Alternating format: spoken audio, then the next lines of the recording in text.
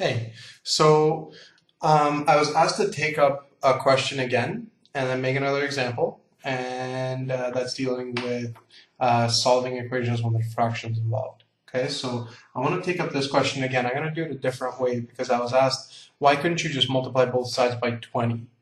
And my answer was, well, you could, and you'd get the same answer. Okay, so we can take both of these and multiply by 20. Why are we multiplying by 20? Because it's the common denominator, right? So the lowest common denominator is 20. All right, so what I'm going to do is I'm going to take both sides and multiply by 20. Okay, so I have to multiply each part of the equation by 20. Now 20 times y divided by 4, 20y divided by 4 would be 5y, right? 20y divided by 5 would be 4y, and plus 20, right? So you see how if you multiply by the lowest common denominator, all the fractions take care of themselves. Now we can just subtract 4 from each side. So we get 5 minus 4, which is just 1y, and we have 20 left over. Okay, so that's how simple that is. Okay, so yes, we can multiply everything by the lowest common denominator. So now let's look at this example. Okay, so lowest common denominator is 4. Okay, so I'm going to multiply everything by 4. All right, now a lot of you were expanding in here, and that's okay. Okay, so let's do that, and I'll show you what we could have done. Okay, so I'll expand. So here we'll continue. So 4 times x is 4x. 4 times 1 is 4. And then 4 times x is 4x. 4 times negative 1 is negative 4. And 4 times 2 is 8.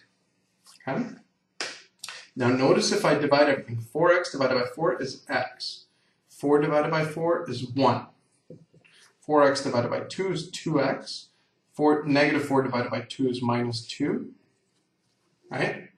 Now, I want to pause here before we finish, and I want to go back up here and show you that I could have just 4 divided by 4. Before I multiply it in and then divide, I could divide first. So 4 divided by 4 cancels out. I'm left with x plus 1.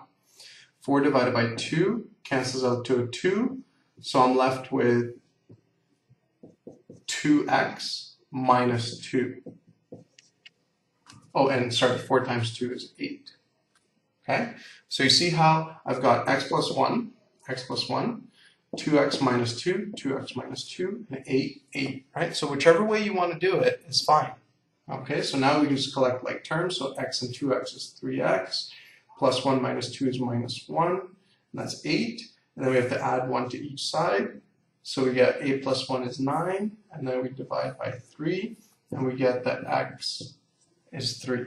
Okay? So now to make sure that you got that, if you're finding this difficult, try this.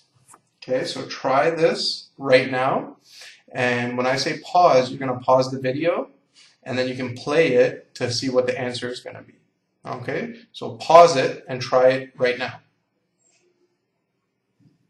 Okay, so if you've paused it and tried it, the answer that you should get is x equals 3.